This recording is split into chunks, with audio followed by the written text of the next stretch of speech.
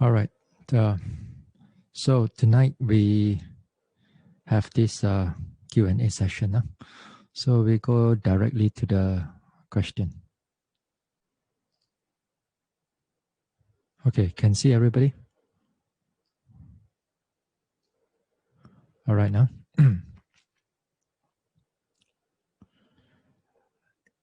Number 1. In the 12 links of dependent origination, it says dependent on clinging arises actions and process of becoming, and dependent on actions and process of becoming arises birth. I was trying to see these two links in daily life without having to wait until my body break up upon death. In daily life, I see becoming as already engaged in verbal and bodily actions as the result of clinging, and then the birth is the arising of suffering. It is correct way of seeing the two links. Appreciate Bhante's guidance. Okay. Now, when it comes to this dependent origination, the Buddha usually talks about in the sense of 3 lives. 3 in the sense of a past, a present life, and the future lives. So the present one, it's the when you begin the rebirth consciousness. Then you have namarupa, you have 6 sense bases, you have contact, you have feelings, you have craving, you have clinging, you have becoming. So here, all these things in the present sense, in the present life. Now, in the present life, if you are reflecting upon your own actions, upon your own words, then there's a lot of times these actions and words already due to the nature of clinging that what we have done, even in our past, also in our present. So as we cling and repeatedly again and again, then our actions and our speech will follow the trend of the clinging. If you are so attached to, let's say, the car, or you attach to the something beautiful, let's say the car, then your actions and your and your actions and your behavior will be talking about the car. You know, sometimes there are people who write about it, who loves the car, and who very attached to the cars. So their action and their body is resultant from the clinging. That is very, very clear. Then the birth is the arising of suffering. Then the birth is the next life already. Because of that clinging, then all this birth as a condition for all this suffering to arise. Without the birth, then of course there's no suffering. Then because of birth, and then things will carry on again, and you suffer. So the way that you look at it, it's correct. It's perfectly all right. So all we need to do is that we don't have to worry about next life. And of course, most importantly, we take note of this life. When we take note of this life, take note of our actions, our sensual desire, of our anger, then you'll be very good. Because those things, if we are not careful, those becomes our character.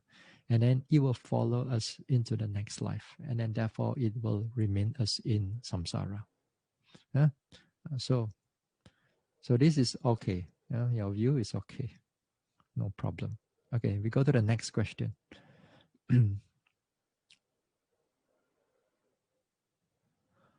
How can our mind daily meditation practice be affected when we are watching too much movies and drama daily?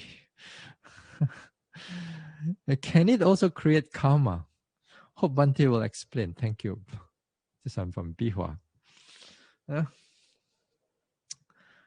Watching too much drama, and this is exactly connected to the first question also.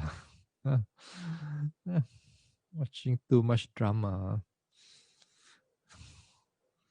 This is especially, I remember all this, watching this Cantonese series when I was young. Not me, but my mother and the neighbors. They will exchange the videotapes. They have to follow that Cantonese series, especially those fighting and kung fu, and your hands can come out all the what do you call that, can come out all the electric or lightning or whatsoever, isn't it? And then they love this type of things. They follow it. Then I remember also, but I didn't watch this one, of course, because that one I've already become a monk. First year or second year. That time, Winter Sonata come out. Devotees go crazy over it. People go crazy over it. Say, what's so crazy about this movie? That starts all the K drama all. And people go crazy over then the trend from Cantonese movie, Cantonese drama, and then all comes into Korean drama.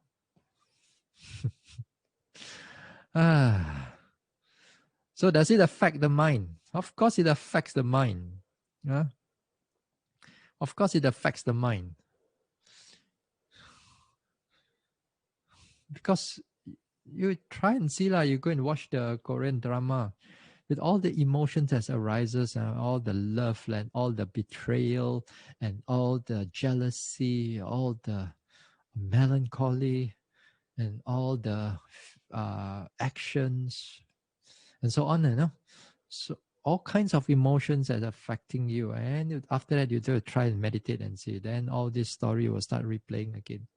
Not only will it start replaying this time because of your attachment of you want to follow that story, and then next time when it comes into the retreat, suddenly all this story will stop pop up again, and then you'll start replay everything all in the mind right now. Then you'll be so difficult for you to meditate. Not only in your daily practice, but in your future practice also.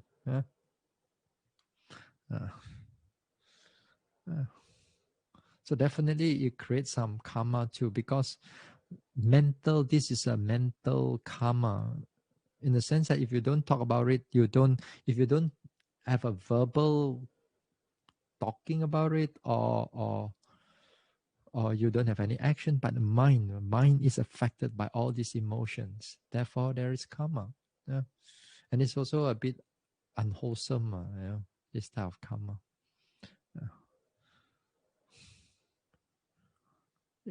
I think before you must be talking about your mom, isn't it?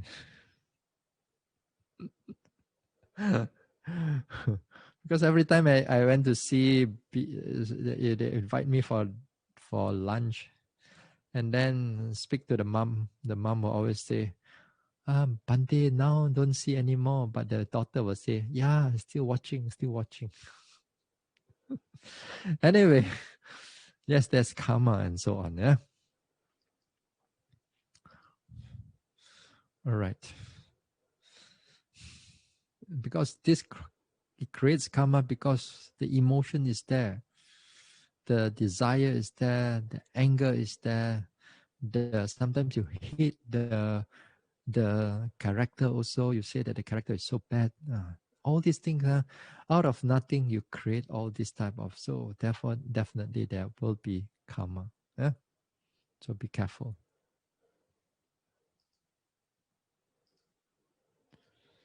Next question. Let me see. All right.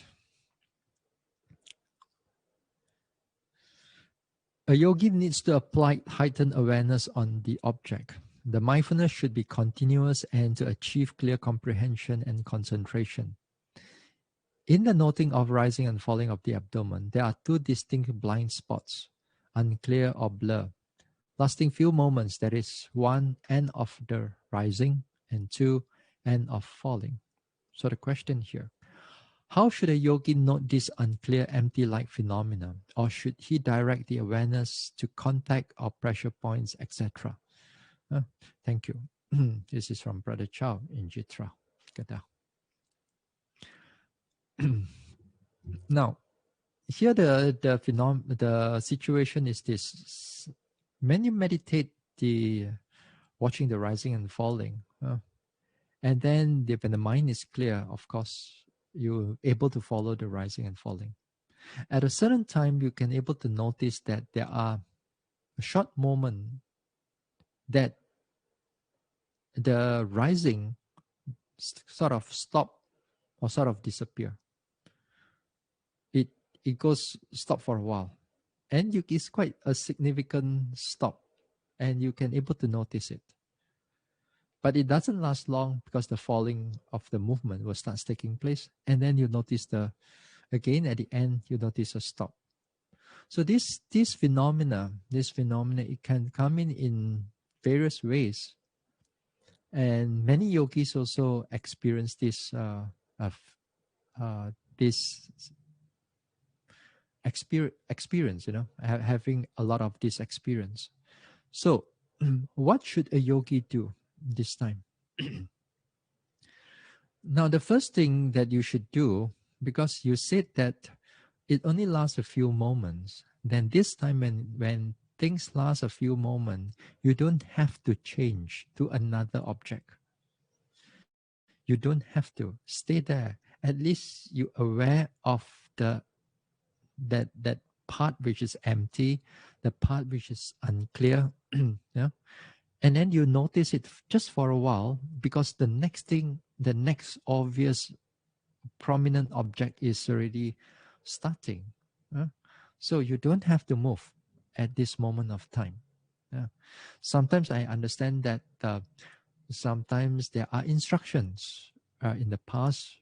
Sometimes you may hear from teachers that said, if there's nothing to see, change to another object. That instruction also is not wrong. My instruction just now, what I've said, also is not wrong.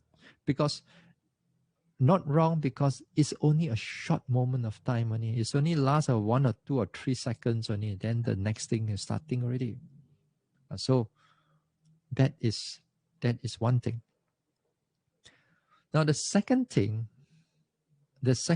situation is that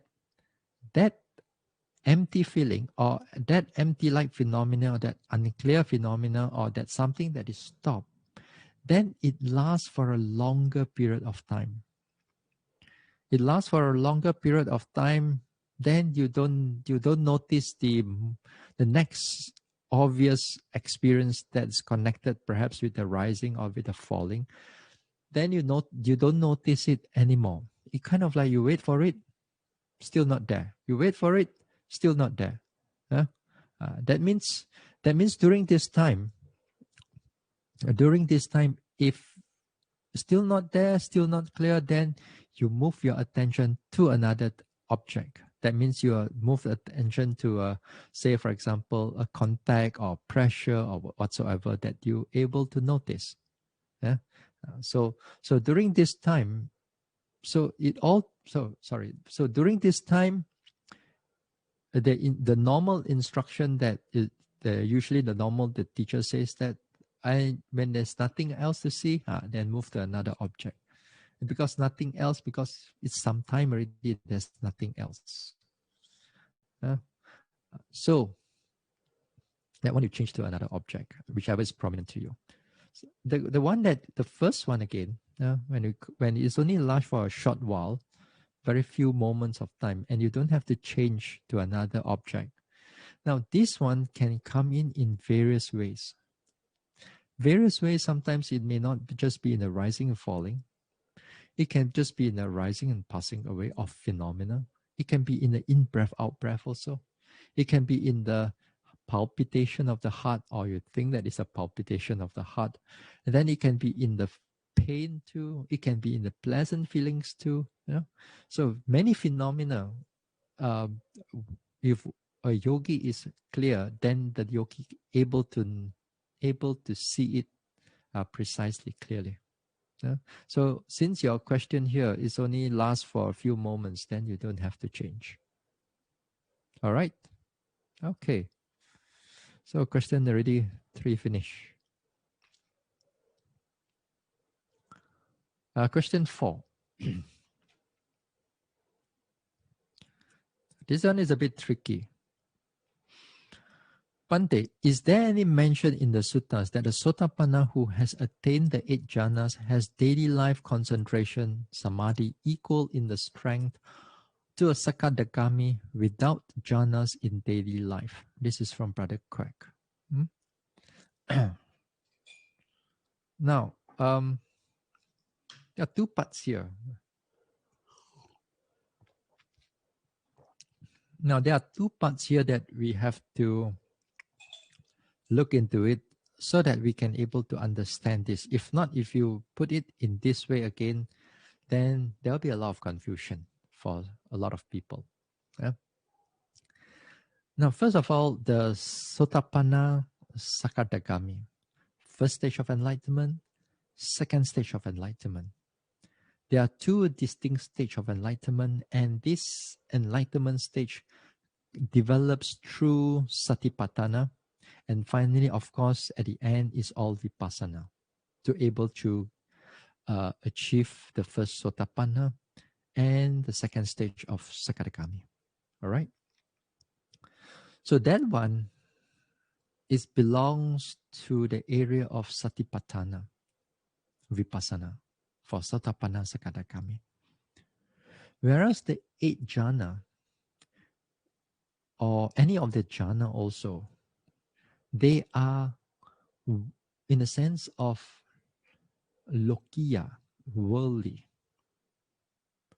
Whereas Sotapanna Sakadagami, this is lokuttara. They are enlightened. They are enlightened in a sense.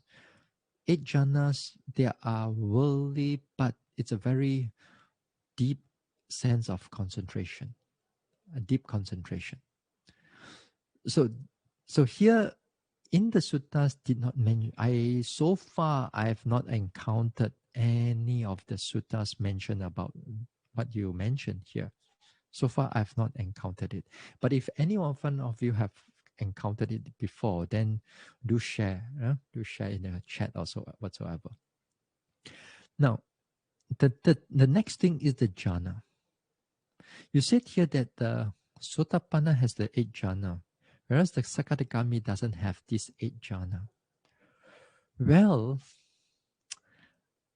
it's hard to say which one has better concentration, because they are in the sense of different. Enlightenment is one thing, jhana is another thing. So it's hard for us to go and compare this. One is apple and one is orange. So it's not, I think it's not good for us to go and compare this, because when you compare this, if I were to say that, if I were to say that, then the Sotapanna with the 8 jhana has a better concentration, then as if that the Sakadagami has nothing much. Then when it says that Sakadagami without this concentration is better than all the Sotapanna and 8 jhanas, and then we undermine the 8 jhanas again.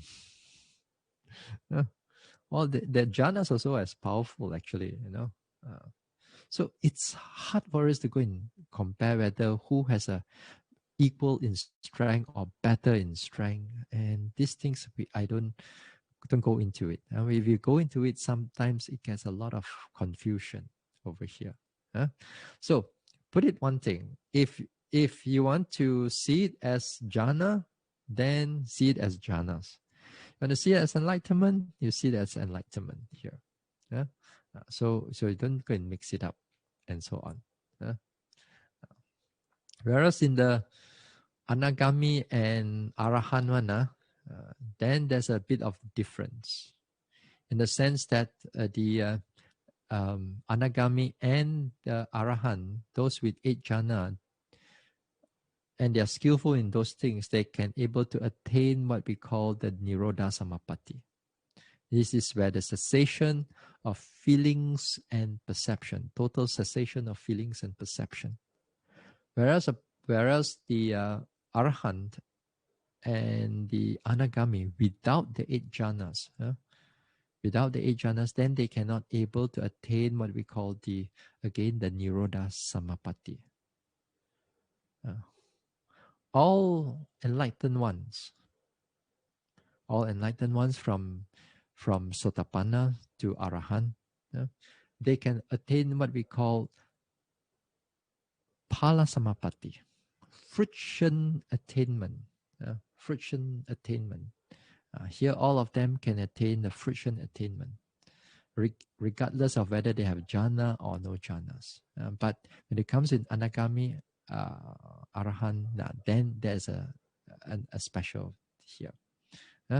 So, but for Sotapanna Sakatikami, it's hard for us to say. All right. Okay. It's already before 9:30. We already four questions finished. Because the 5th question is a lot to explain.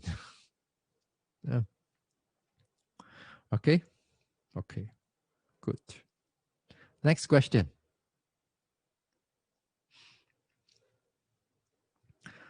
On Wednesday, Bhante spoke of Kaya Pasadi, tranquility of mental body, which is the Cetasika here, and Chitta Pasadi, tranquility of consciousness. Can Bhante explain the other 5 pairs? Number 1, lightness, lahuta. Number 2, pliancy or malleability, mudita. Not mudita, mudita. Number 3, adaptability or wilderness, kamanyata. Number 4, proficiency, pagunyata. Number 5, rectitude, ujukata. Oh, I think for a number of you who hasn't gone through any Abhidhamma thing, then you do not know what is being asked also. You do not know what is going on with this question also. What is what and what is this and what is that? But if you've gone through some Abhidhamma, at least on the entry level Abhidhamma, that also is good, because you will come across to some of these terms. And some of these terms, so for of course, a lot of times people just explain it by textual, from the text only.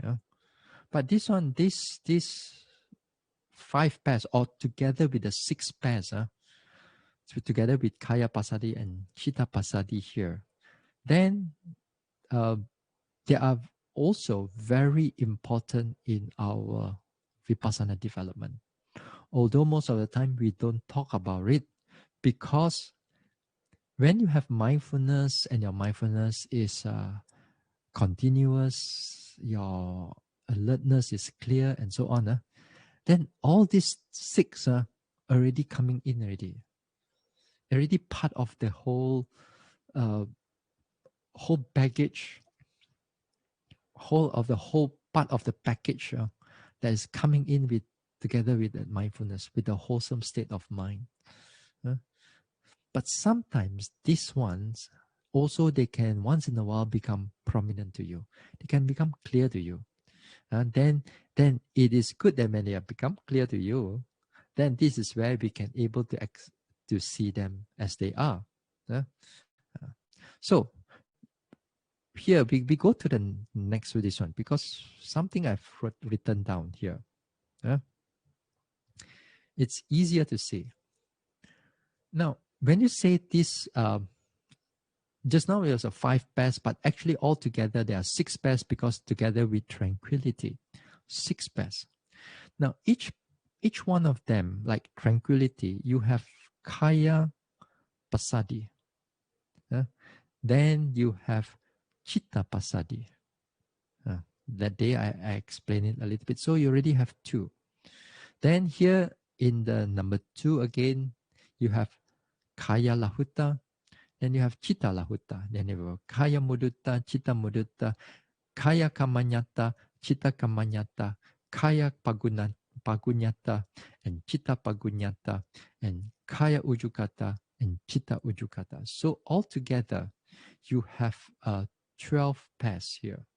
Oh, six pairs, 12 factors here. 6 pairs, 12 factors. The Kaya, just I go back a little bit now. You see, the top here, the Kaya and the Chitta, the Kaya and the Chitta here, you see, Kaya Pasadi, Chitta Pasadi. So these are 2. So you must remember all these things are just, there are 12. So there are 6 pairs, but there are 12. All right. So what are they? What are all these things, and how are they connected to our meditation and also perhaps in our everyday life? Now, tranquility here, that day I mentioned that is the quietness of the mind. So tranquility, when it says that is Kaya Pasadi, Kaya here means connected with the Cetasika. Connected with the Cetasika means it's connected with the restlessness, agitation, worry. Once that type of tranquility comes in, then all this restlessness, agitation, worry disappear. As opposed to restlessness, agitation, worry. So here the tranquility,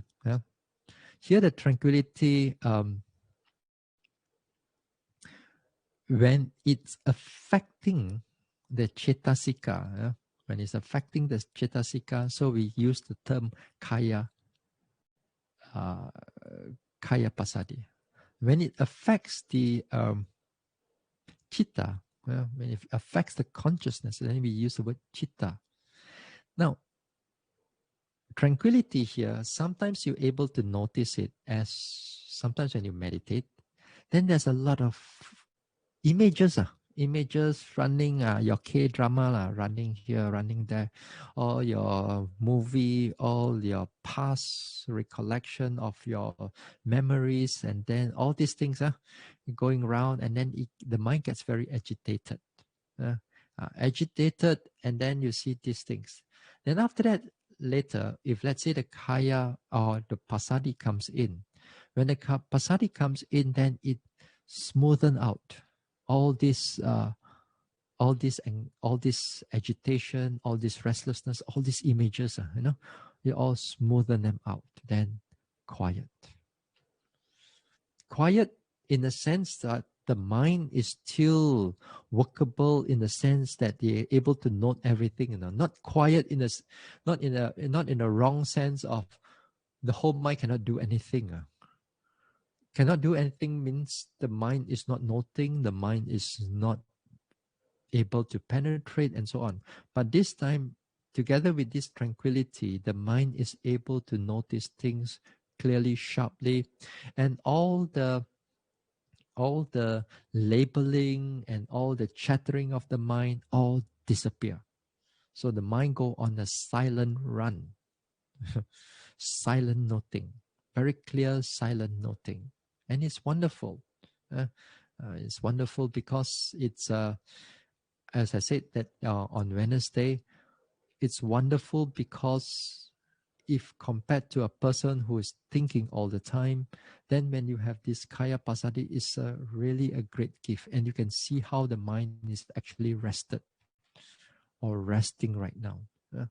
So if one is not careful, one can able to attach to the pleasant feelings that's connected with that tranquility. So you begin to attach to the pleasant feelings. Then you feel nice, you want to stay there, you don't want to come out of it, you don't want to note anything, you just want the mind to be quiet. So that one you have to be careful. Don't fall into those traps. Now, in the sense of Chitta Pasadi, that means it affects the consciousness. Sometimes the consciousness is so, in the sense of agitated, but you may not have so much of images and so on, but it's just agitated, running here, running there. And then you feel that the whole body, the whole mind cannot settle down. Although you don't have much of a thinking, but it's just unsettling. Then when the passaddhi comes in, then it smoothen out that also that unsettled state of mind. Then the mind also become calm, peaceful, clear, and sharp. So this is tranquility.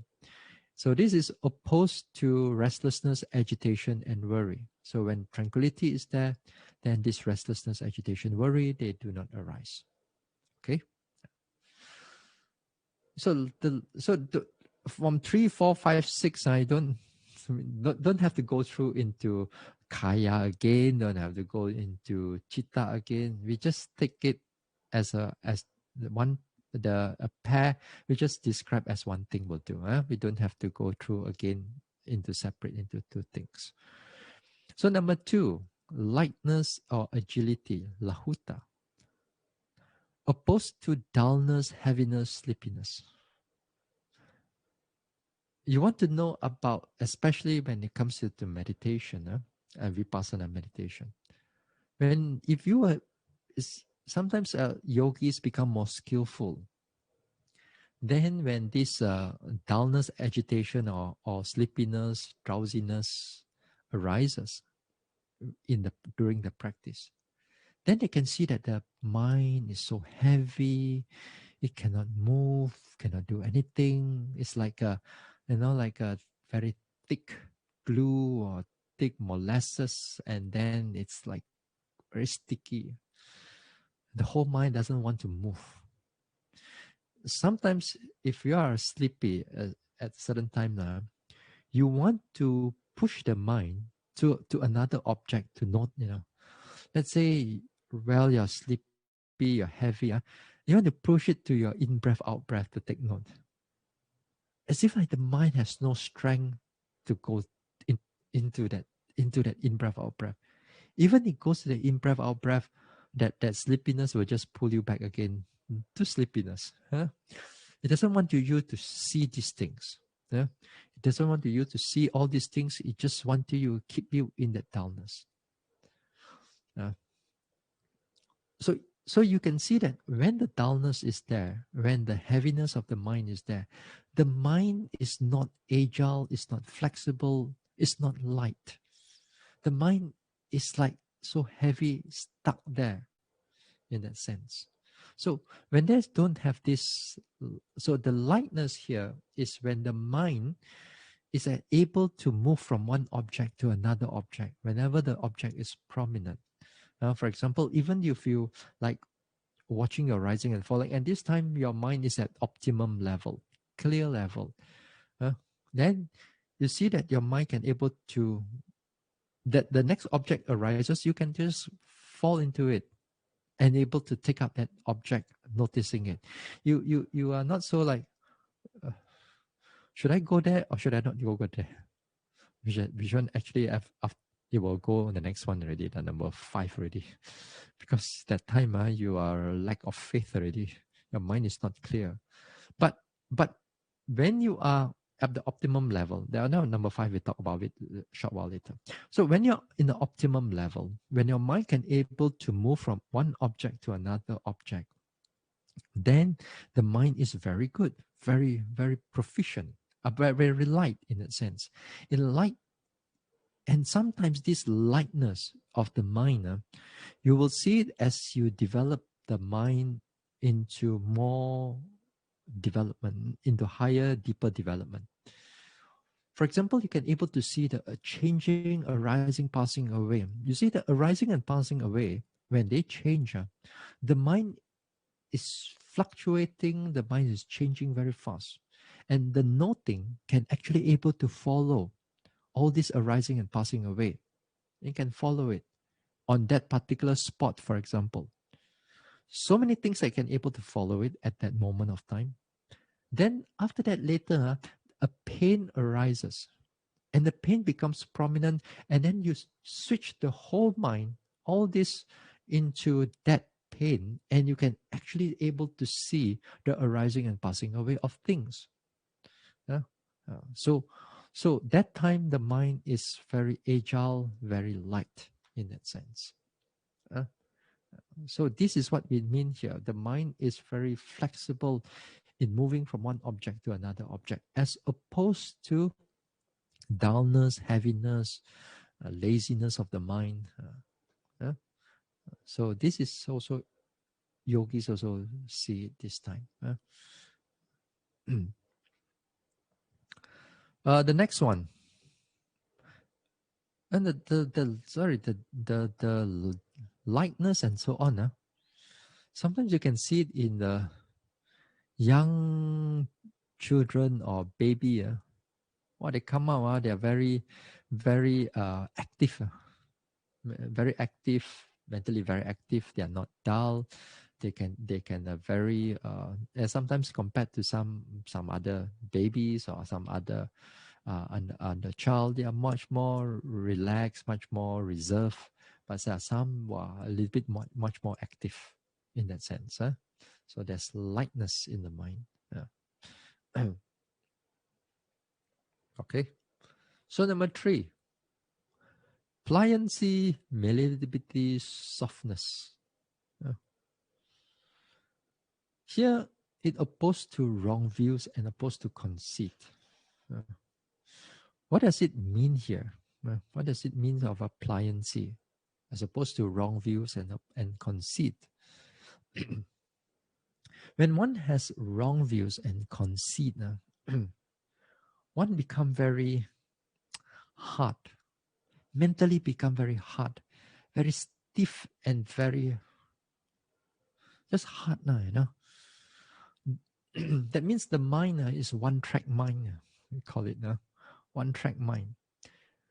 And especially when they're attached to a certain views, they can able to ignore whether there are facts or whether the facts are presented right in front of them too. So last year, for example, when the COVID cases are getting so many cases, people are dying, I've seen in the news that while this patient, although he has COVID, but he denied that he doesn't have, he denied that he has no COVID. This COVID is still a scam. After a number of months already, he just doesn't want to believe that he has COVID. All the deniability. Although that the doctors and the nurses showed him, all the results and so on, they deny. And also, of course, like we can see in the world, there are people who totally deny that this disease is there. Totally deny. And then they believe in all kinds of conspiracy theories and so on. Totally deny. In US, there's also this society, the Flat Earth Society. They believe that the society like a roti canai, like a pancake, flat like that. So you walk to the end of the earth, you drop. Earth is not round. There are also people believe in that way. Although you show them all the evidence, they still do not want to believe. And there's a society in there. You want to see them, you want to join them, you go in Google and you go and see what they are doing. Then they are fixed in their view. Every facts that come in, they're not going to let this one believe. There are even, like, for example, the wrong views in the sense of when you begin to attach to all kinds of wrong view. As I said that time, even when the Buddha is in front of you, but to tell you the Dhamma, you also will not able to let go on your views. There are so many of them during the Buddha's time. So many people met with the Buddha. So many people hear the Dhamma. Not every one of them get enlightened like what you read in the suttas, The one that you read in the suttas is, yes, you see that people or beings or devas get enlightened. But it didn't tell you there are also a lot of men, there are those people who met with the Buddha also did not get enlightened. There are also a lot, even more, I think. So during the Buddha's time, there are also many views that's happening there. And nowadays also the same thing. So During this time, even the Buddha tell them the Dhamma, right in front of them, telling the Dhamma, cannot even penetrate because the mind is so hard already, so hard. Even the same thing with the conceit also, especially the superiority type of conceit, that you think that you are the elite, you think that you are the best, you think that nobody can able to better than you, and so on. When such a ego and such a uh, powerful, strong ego, that type of ego, then it will spring into violence, into spring into all kinds of unwholesome things. So you tell them that their ego is so strong, and say, what ego? What ego is there? So here, that means the mind is so hard, as opposed to softness. Here, the softness means that the mind, that once the able to notice something there, the mind can easily able to accept it, can able to see it as they are. Because sometimes there are, during meditation, you may meditate, and then some phenomena arises. For example, earlier questions, where things gets blur or things stop for a while, then a lot of times some yogis may think that it shouldn't happen like that. Why is it happening this way? How come is it something this way? Why we cannot accept, we cannot see it in front that is happening in that way? Because we are fixed in our own understanding that object should not happen in that way. We already have a certain view, not to say wrong view, but we already have a certain way how we think that an object should behave. We already have that perception, and we already hold on to that perception, hold on to that idea, hold on to that concept that object should not happen in that way. So this is what it means, that your mind is not soft. So a lot of times, when these things are happening, yogis are denying what they are actually seeing. Now, also, for example, like when it happened, when a yogi begin to meditate, as they go into a deeper aspect of their development, then their mind becomes clearer, but it starts to change very fast. The whole rising and falling doesn't appear anymore. It's only arising and passing away. The shape of the rising and falling, the way how a rising and falling takes place, and how does the direction of the direct, all these things disappear. They only see the arising of passing away in the abdominal area, in the around that area, so they only see this arising and passing away. So during this time, especially at the transition period, sometimes yogi may thought that, hey, how come all these things are disappear already? Am I doing it something wrong or not? Yeah. How come the teachers always say got rising, falling, got in breath, out breath, got this one, got that one, but now every of my object I cannot see all these things. So you see, because again we fix on a certain idea, we fix on a certain way of how an object should behave. We are not easily able to see things when they are presented right in front of us. There is a hardness. There's a hardness that we cannot, does not want to let ourselves go into to truly see what is going on. We still hold on to something there. So that holding on is called the hardness. Then if you let it go and to sing it and to see the experience as they are, as they what is ever that is going through. That is what we call softness, the lahuta, in that sense. So that we do see that in our practice. We do see that in our practice. And also, for example, this pliancy, softness, maybe also like in our school days, like when we are doing certain maths problem, or doing certain maths problem, and then we know how one way of coming to the result, you do all the steps and then you know how one way only. Then your friends may have other ways of reaching the same answer also, but it's a completely different way. But when you look at their friends, this one, hey, but you can't understand what is going on. You think that yours one is superior. You think that yours one is better. But there are other ways, in that sense, So we hold on to some of our things, and then a lot of times we got this one-track mind. So this is what we mean by softness, as opposed to wrong views and conceit. Okay.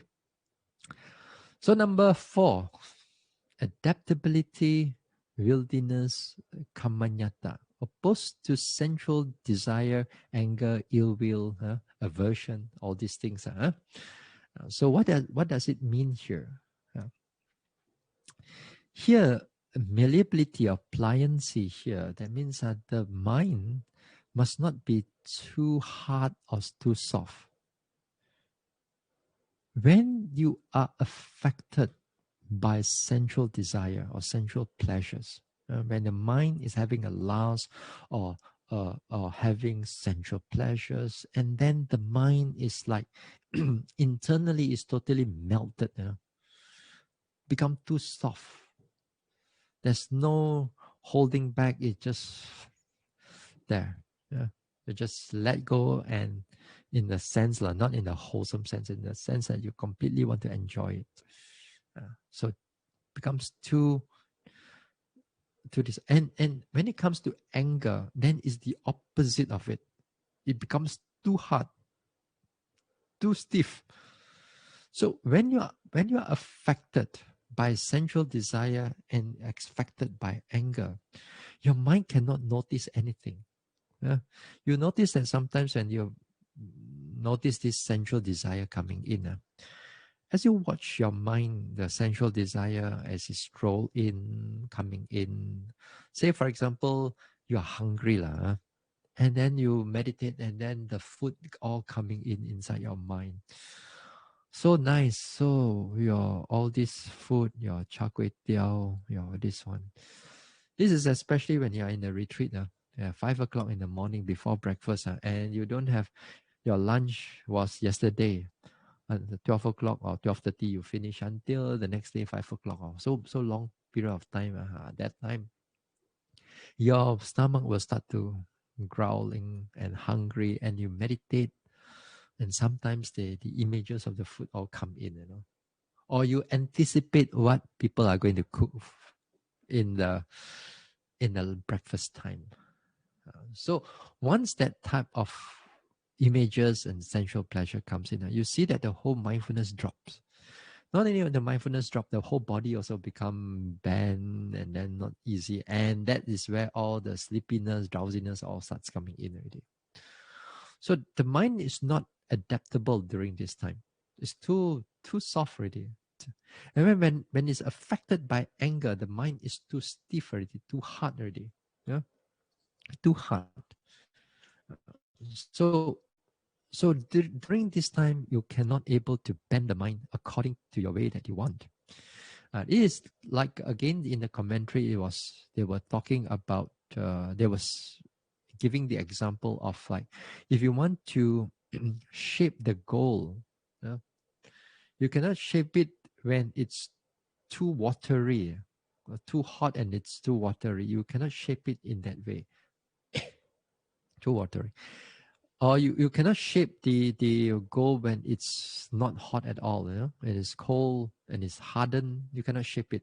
Cold hardened is like anger, and it's too watery. It becomes like like the sensual desire. So you must have somehow have a right amount that the mind can able to shape and bend to whichever this one.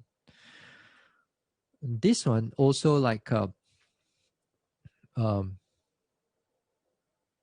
adaptability also maybe because, say for example, you want to change from one vipassana to samatha meditation and samatha to back to vipassana meditation. You see, those who are practicing vipassana, then let's say one day I ask them to do, oh, you start do samatha meditation, do metta meditation, or do in-breath, out-breath meditation. Naturally, after meditating for a while, then you go back to your object again, right? You go back to your main, not your samatha or your in-breath, out-breath, you go back to you kind of like go back to your rising, falling, because out of habit. Yeah? And then for those who are doing samatha meditation, if they practice a lot in the in-breath, out-breath, they're very hard for them to come into rising, falling, or noticing the pain and all that. Then they very quickly, they will just go back to the in-breath, out-breath. Why? Because the mind is not adaptable. The mind cannot able to be, malleable, adaptable in that sense, in a different object. You cannot bend it to what you want. Yeah, you cannot bend it to the things that you want to develop. You kind of like fall back to your own habit. You see, so these things that yogis also do see it quite a lot, isn't it? So sometimes they mix their meditation. Not to say it's not good, It's just that you have to you got to train again and again. When you are doing, let's say, metta, that time, it's all metta only. You forget about all this rising and falling, all this whatever. Then strictly on metta. You want to do it for 2 weeks, 2 weeks, all this thing is not coming. All this rising, falling, vipassana, all don't come in. You fix it there, right? And then, or you want to do vipassana. You want to take up the rising, falling as an object and all other this an object. Then you don't let the in breath, out breath comes in. If you are from samatha base, you don't let the in breath, out breath coming. You just fix it to the vipassana and you just see what is going on. So that one, it needs a certain degree of adaptability. So it's very easy for you to adapt towards another object, so it doesn't hold back to the earlier one. All right. Okay. The fourth one, proficiency, pagunyata. Proficiency here means that you are opposing of spiritual doubt or your lack of faith or lack of confidence. Your lack of confidence, lack of the sada here. Now, lack of sada here, that means that, what do you call it, proficiency then? Proficiency, that means that you are skillful. You are skillful in certain object. You're skillful in certain way of development. Now, let's say, some time back, I was talking about, some talks back, I was talking about, there are those people who can able to enter jhana within like 2 seconds. Within like 2 seconds, they're already into jhana already, or a second, they're already into a jhana.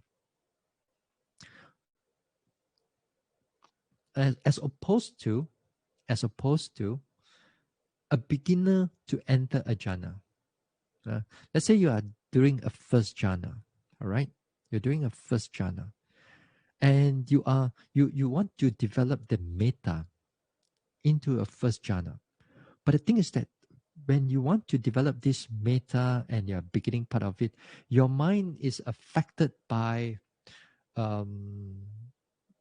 thinking, worry, all the 5 hindrances, affecting you. Then it's very hard for the metta to be stabilized. If metta to be stabilized.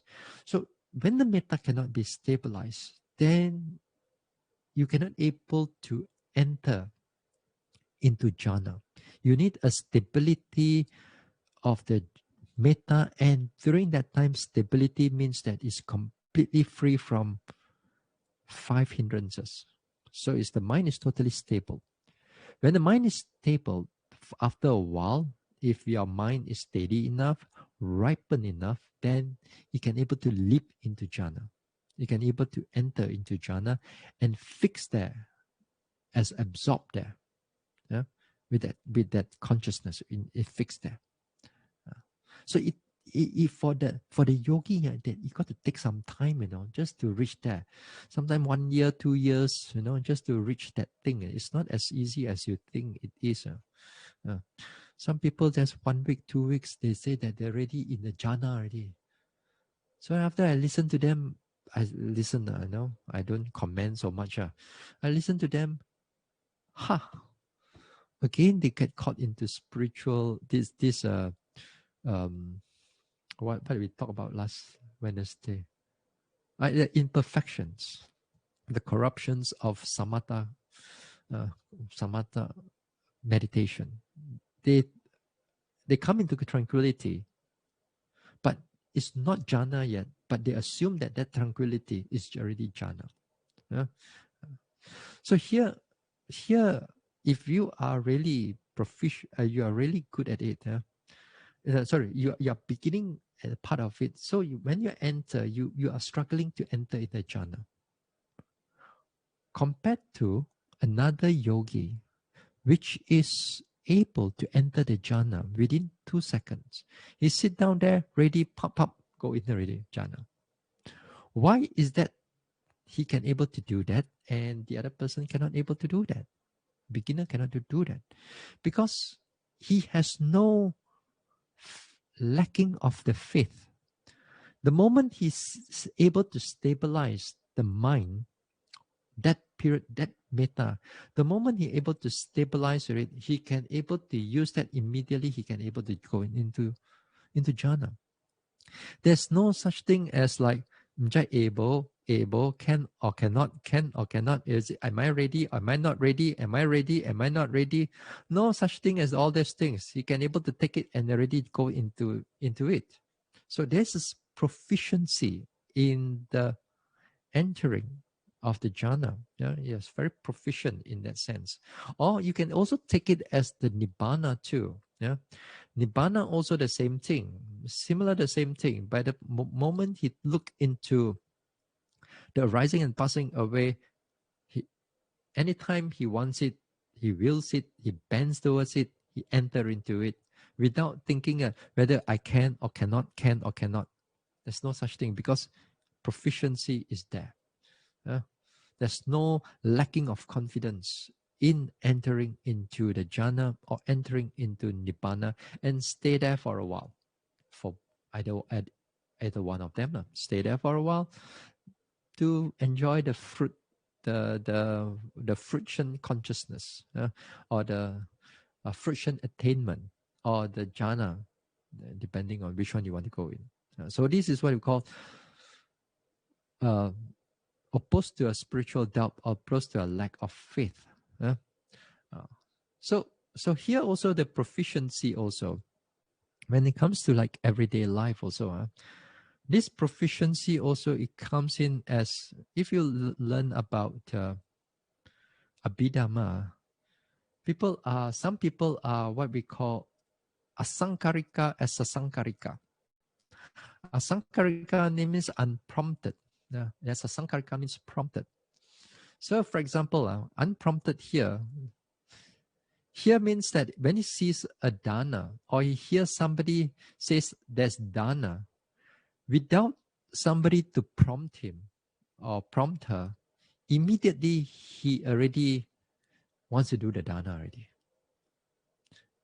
Some people got some friends, and sometimes our family members, hey, the monk is there. You want to go dana or not? Then it's xiao xiao. You think about it. I kill my key. I want to go or not? Don't want to go. Want to go? Don't want to go. Want to go? Don't want to go. Okay, lah, go, go, go, go. that that means you are being prompted, you know. So immediately somebody says there's one, or you read there's one, or you want to read that something is wholesome, the mind is automatically goes into it. Why is it going into it? Because there's lack of faith. So there's lack of doubt. There's no doubt about it. You don't have spiritual, at that moment, you don't have doubt about it. You already goes into it. Yeah. Proficiency in that sense. So so those of you have been practicing for long and so on, you see that the mind from prompted at once upon a time, people ask you to do dana, you also think about it. But nowadays, you want to do dana, you immediately want to do this one already, because here the faith, the confidence towards dana is there. So we call it proficiency in that sense. Yeah. Okay. Rectitude, the sixth one, rectitude or uprightness, ujukata. Ujukata means opposed to crookedness of the mind or ulterior motives, the secondary motives. Here, this word uju, you also mention it like in the, when you chant the Supati Panno Bhagavato Sawaka Sangho, Ujupati Panno Bhagavato Sawaka Sangho, Uju, straightness of the mind. Yeah. Then also in the what do you call that? In Metta Sutta also. Yeah. You chant Uju. And what do you call it? What is the word already? Something I forgot. Anyway, it doesn't matter. Yeah, come back. I can't. Uju suhuju. Just muda anati mani. Yes, something like that. Yes. So that one is the uju. So uju here means the mind is straight. The mind doesn't have a secondary motive. I've spoken about that, about secondary motives whenever we talk about that craving. Yeah. When craving, because the secondary motives can be very subtle. Take the same example, when you are sitting, and then when the pain arises, you're supposed to note the pain, but the back of your mind, you want the pain to go away. You note the pain, you note the pain, you not. How come the pain is not going off yet? Not. Big pain, small pain, pulling pain, hard pain, changing pain, pulling pain. The pain is getting more, getting less. How come I keep noting the pain is not going away yet? That means your mind is not straight. Your mind has a secondary motive. The mind has an ulterior motive that you don't want to see the pain. You're not really want to see the pain as they really are, but you want the pain to go away behind that. So your mind is not straightforward. Your mind is not straight. So too sometimes people do all these type of things, like on Wednesday I was saying that you are doing the walking meditation very well, and then it's not that you want to really you want to develop also, but you still have a secondary motive that you want to let people look at you how you walk, or you want to teach people how to walk. Inside the mind is already playing all these things. So the mind is not straight. The mind is not just seeing it as they really are, but it's having that small little motivation, secondary motivation around it. And then that is what is important for us to take note of those things, because many times these things are not taught in the Vipassana. You have to see it for yourself. Even you read this Abhidhamma also, you cannot know, sometimes you cannot know how to even to apply it, even into your meditation or even in the daily life. So you need to be clear. You need to be clear that especially this crookedness of the mind, you got to be very careful, because this is our secondary nature. Yeah. Sometimes we do business and so on. We give you some perks. We want something else, isn't it? Like the politician, I give you everything. I want your votes also. Yeah. Something like that. A lot of secondary, a lot of hidden agenda inside this one. So a lot of times we also the same thing. Even the meditator, we come in also with got the same thing. So if you are not careful, this hidden agenda can affect your meditation. It can become this hidden, this agenda, these motives can develop, and because of its repetition again and again, it gets stronger and it becomes a strong hindrance to you. But although at times these things comes in, or you want to make the pain go away, you want to push the pain. If once in a while it comes up and you see it and it doesn't affect you so much, then it's not a big problem. You're aware of it, you let it go, just carry on with your meditation, then it doesn't affect you. It's the thing is that it stays and it repeats itself again and again. Then it becomes a habit. Every time you sit with the pain only, you want to you want to shift your leg, you want to get rid of the pain already. So you don't want to see it as so this is what we call the rectitude here. Yeah? Yeah. Also in the text also, it mentioned that there are also certain things that they can be balanced. They can go with each other. Tranquility and lightness. Number one and number two, tranquility and lightness. Agile. So just now, earlier on, when I was saying that you have this tranquility, but your mind is still able to note everything. So that means here, the mind is quiet, free from all these things, and yet at the same time, it can able to note. So tranquility and agility, sometimes they can come in as they balance each other. Yeah? If not, you have come in with tranquility, but when there's not much of agility, that means the mind is quiet, but it's not able to note things very clearly. But it's agile, but that means it can able to move from one object to another object without mental commentaries, without mental talking about it. Yeah? So it can come in also in that way. A proficiency and adaptability, or number 4 and number 5 also, they can come in also as a pair also in that sense. Sometimes when you look at it as a pair, proficiency and adaptability, yeah. You see, for sometimes, we take a everyday example. When we are doing something, we are skillful in that doing things. Let's say we are able to fold some paper in origami. If you slowly do it, they come out very nice. But when you have a lot of orders coming in, or people see that, your origami is very good, then you start ordering, and then you have to start doing things faster already. When you start doing things faster, then your folding of your paper is not precise anymore. You're supposed to fold a bird, it comes out, it turns into a dinosaur, it turns into something else. Although you are skillful when you're slow, but when it comes into fast, you're not good anymore. So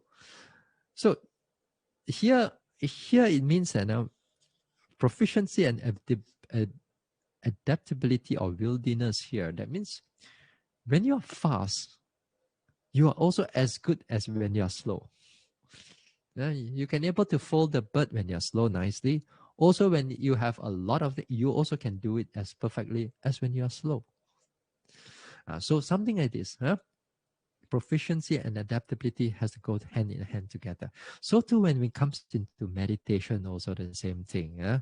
The mind also must be able to note whether the object is fast or whether it's slow. Whether it's fast or whether it's slow, you can able to adapt. You can able to bend into another object to this way, that way, whichever comes in, you must able to do it. Not sometimes the yogi likes just a very soft rising, falling. I don't want all this fast one. I don't want all this fast one make me don't know what I'm so.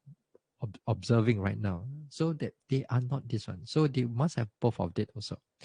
So the rectitude here, it has to come in with all of them, in the sense that the mind has to be